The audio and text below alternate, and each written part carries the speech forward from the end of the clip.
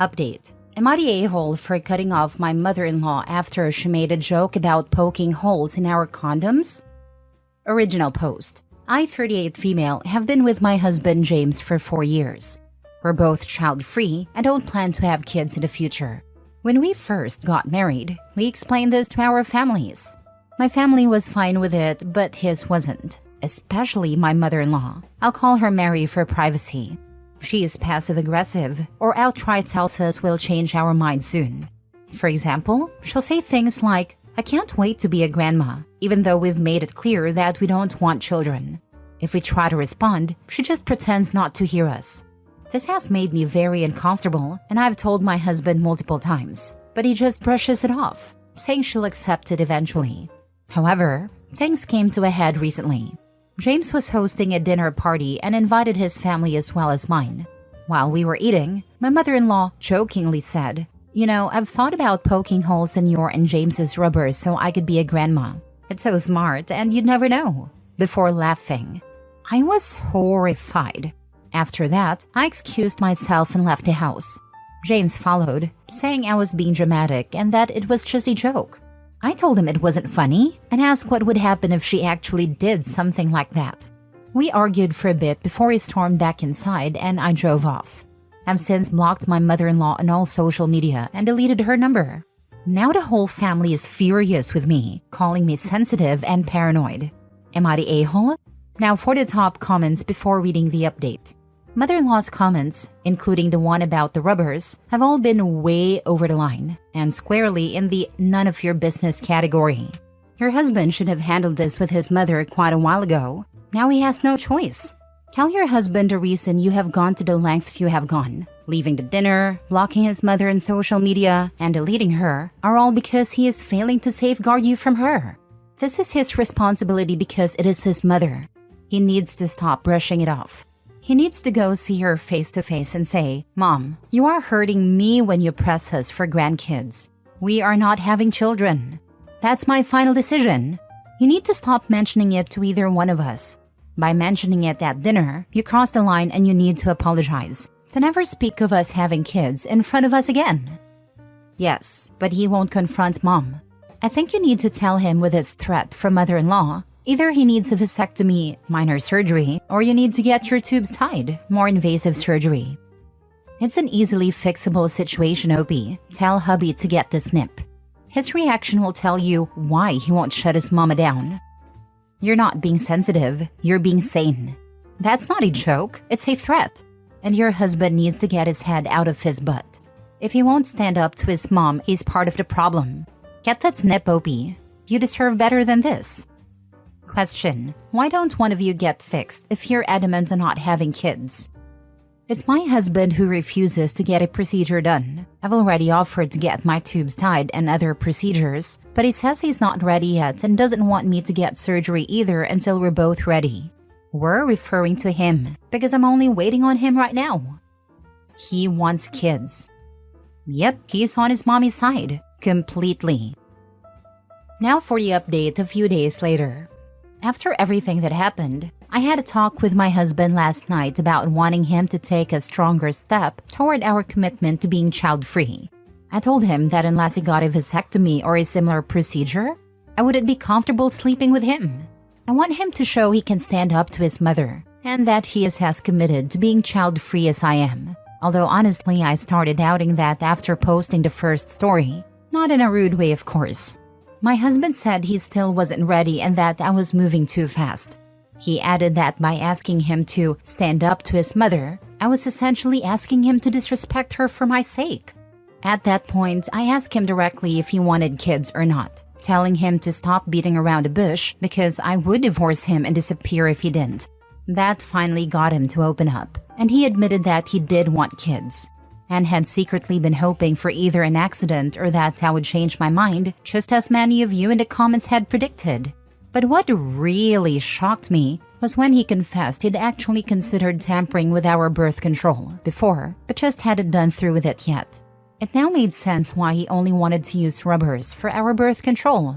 After that, I told him that, as of now, our marriage was over and that I would be filing for divorce as soon as possible. I made sure to tell him that any child I could have had would never be in his or my mother-in-law's grasp. He tried to protest, but I was firm on leaving. Honestly, he was planning to baby trap me. Nice try, but not with me. Right now, I'm staying at my sister's house. I'm planning to find a lawyer to start the divorce proceedings, but I know I can't go back to that house with him or my mother-in-law involved in any way. This entire situation has left me feeling very shaken and worried. Why? Just why? Why would you get into a relationship with someone who doesn't want kids if you want kids? I cannot understand people like this man. How stupid it is to get into a relationship hoping your partner will change their minds. These are stupid people. Planning on tampering with birth control? Now that's just diabolical. My ex-husband thought I will change my mind. I made extra sure current husband also didn't want kids, been together for almost 20 years now and child-free. Now hold on a second. If he tries to change your mind about divorce, tell him that you'll stay on the condition that he signs the form for you to get your tubes tied. Either way, you'll get divorced. But at least you won't have to worry about kids in the next relationship because you'll just let them know your tubes are tied. He'll probably end the marriage or cheat on you and get some dumb broad pregnant. That's freaking genius. The fact that you have to have a husband sign off on it is utterly stupid. But this is one way to get it done. Next story. Am I the a-hole for refusing to let my wife spend money on her best friend? My wife has known her best friend since middle school. Her friend is a lawyer and her family's quite well off. She makes a lot and is generous with it. My wife has had a few things paid for by her friend. Specifically, she covered my wife's portion of her bachelorette trip because the other friends didn't make much and she covered it. She also paid part of my wife's rent twice, and she usually picks up the bill when they go out for food. This friend is now marrying a doctor, and I don't think they have any trouble paying for anything they want. My wife is a stay-at-home mom, and I'm a mechanic. I recently brought home a $3,000 bonus, and when I told my wife, she immediately started talking about buying her friend a really expensive necklace from a brand she knows her friend wants. She showed it to me, and the cheapest necklace is $2,000 on a website. She insisted I should spend the bonus on a wedding gift for her friend. I shut her down and told her it's my bonus and that she can't expect me to buy her friend something this expensive. I don't think wedding gifts should even exceed $100. She began arguing, saying that I spend money on lunches out and hobbies that cost a lot. So why can't she spend some money on a gift for her friend? I do spend a bit on my hobbies and have 2 cars, but I also work hard. Plus, her friend and her fiancé, who is a doctor, already own a house while we were still renting. I told her she was being unreasonable, and she insists we sit down and tally everything I've spent on myself in the last year. If it's higher than $2,000, she thinks I should pay for the necklace. I think it's ridiculous to compare my spending to an extravagant gift for her friend, and I'm refusing to let her buy it. She insists her friend has spent a lot on her and argues that we saved money because her friend pays for meals and activities whenever they go out, so it doesn't come out of our money. I get that the unbalanced relationship isn't ideal, but my wife could decline expensive outings if she wanted to even things out. Now, she's refusing to talk to me, and I'm wondering if I'm the a-hole here. Not the a-hole for refusing to buy your wife's friend an expensive gift that costs more than half of your $3,000 bonus. However, you may be the a-hole if there's an unequal distribution of money and limited input from your wife on how it's spent. When one spouse stays at home, the breadwinner can't lay total claim to the income. It's not my money versus our money.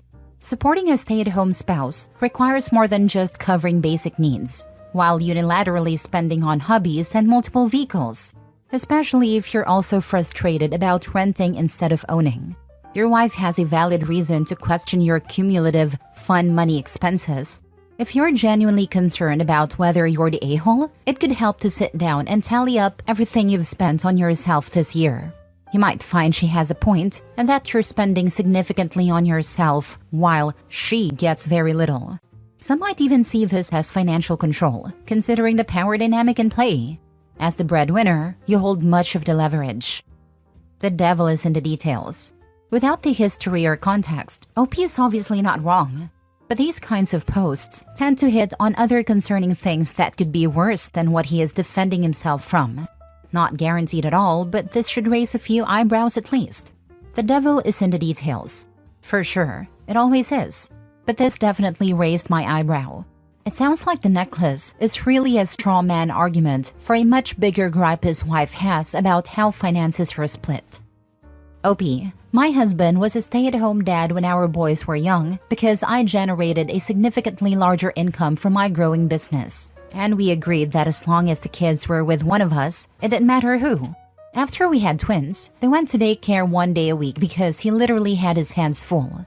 From the start, we agreed on an equal amount for hobby money/fun money for each of us, despite our income disparity. We could spend this money as we wished. It was where birthday gifts for each other came from. All other money was considered joint funds for bills, savings, pensions, etc. My question to you is, why do you believe you deserve hobby money because you work hard, but your wife doesn't? Believe me, I worked 16-hour days in the beginning getting things off the ground, and even with just one child at a time, I realized I had an easier deal. My husband couldn't take a break unless the baby was sleeping. He was exhausted from constantly watching for safety issues, choking hazards, making baby food, feeding, playing, reading stories, and walking the floor when our son was teething or had cramps. We both did night duty, so we were both tired, but he had no let up. He loved being a stay-at-home dad, but once our younger two started school, he was also rather relieved. He said, I wouldn't have missed those years for the world, but I never ever want to do them again. Parenting alone with small kids is a job, and a stressful one at that. Why does your job deserve a hobby fund, but hers does not? Your wife deserves money she can save up and spend on a gift for her friend. Money she doesn't need your permission to spend, just as you don't ask her permission to spend your hobby money. If you don't see that, and clearly you don't, then it means you don't recognize her work and the efforts she put into the job of raising your children as having any value. You're essentially saying you don't see it as work. If I were your wife, I'd not only be angry, but I'd also feel completely demeaned. Shame on you. Most definitely you're the a-hole. Opie said that the best friend has covered his wife's portion of the rent in 2 separate occasions. How the heck does that work if his wife is a stay-at-home mom with no income? And even if she does have some sort of income, maybe an online presence, or she does some type of freelance work online or whatever, why would Opie ever let someone else cover his wife's portion of the rent? It makes 0 sense. 100% agree that the Opie is the a-hole. Every single element of this post, and OP's reply just reek of it. Last story. Am I the a-hole for not wanting my disabled cousin at my wedding? I, 26 female, am getting married soon to my amazing fiancé Liam, 30 male, and I'm struggling with whether or not to invite my cousin Tom, 29 male. Tom has a developmental disability, and while he is almost 30, he has the intellectual capacity of about a 7-year-old. I've always tried to be patient and understanding, but he has consistently crossed physical boundaries with me in ways that make me really uncomfortable. I've always been an early bloomer and have a larger than average chest. Because of the sports I did in high school and continue to this day, I would say I'm in good shape. I only mention this because it's often the reason my family uses to justify Tom's behavior. Over the years, Tom has touched my chest and butt quite a few times. He's also hugged me tightly and tried to kiss me, and even though I immediately told him to stop each time, it never seems to stick. He tells his caretakers, nurses, and even live-in caregivers that I'm his girlfriend. He doesn't like Liam because he insists Liam isn't my fiancé, believing instead that he is my boyfriend. Tom also talks about how he will marry me. It kind of feels like when a little kid tells their parent they're going to marry them, but it's still very uncomfortable. I've brought this up with my family, but they always downplay it, saying Tom doesn't understand and that he's just showing affection. The excuse they most often use is, he's a little boy in a man's body, and you're a conventionally attractive woman. When I told my mom how uncomfortable it makes me, she said it probably entertained his behavior too much, and that is harmless. She insists I should just be firm, but anytime I've tried, the family accuses me of being mean to him. With my wedding coming up, I want the day to be relaxed and special without constantly worrying about Tom overstepping boundaries. When I told my family that I was considering not inviting him, they were outraged. They said I was being unfair, cruel, and that he'd be devastated not to come. My mom even said it would ruin his day and make it obvious that he's different, which she thinks is heartless. I understand that Tom can't help certain behaviors, but I feel like my family has completely ignored my feelings on this. They always brush off my discomfort and say it's my responsibility to manage it, or that he doesn't know any better. But it's my wedding, and I don't want to be on edge the whole time. Liam says I have every right not to invite him, especially because of how he treats both of us as though our relationship isn't real. Still, I wonder if I'm being too harsh or unkind since Tom isn't fully aware of boundaries and doesn't really know what he's doing is bad or harmful, especially because his parents and other family members encourage it. Am I the a-hole? Not the a-hole. If he is a little boy in a man's body, there should be no problem finding someone to look after him. The fact they say you probably entertain him and that this would ruin his day is a hill I would die on. It's not his day, and they have been enabling his behavior for too long. If he can't help his behavior because of his disability, he should have a caretaker that looks after him. He does have caretakers. And my family doesn't like my fiancé because he stepped in between me and my cousin and yelled at him until he cried. You should have eloped. It sounds like the only one on your side is your fiancé. My grandparents are supportive. Both of them are in their late 70s and I didn't elope because they wanted to watch me get married. My grandfather is walking me down the aisle and I'm wearing my grandmother's wedding dress. Can you take your grandparents with you when you elope so they are part of your special day? It sounds like you care too much about people who don't care about you. Make it a special day with your grandparents and forget everyone else. This could also keep you from wasting a ton of money on an event that is just going to make you anxious. My grandparents couldn't stop Tom, but he isn't allowed in their house. I think the first time I saw my granddad cry was the day that I told him Tom had been touching me. I was 13, and he just held me and apologized over and over for not noticing. My grandma has threatened to go after Tom with a rolling pin if he comes in her house again. They're the only two family members who have never made excuses for him.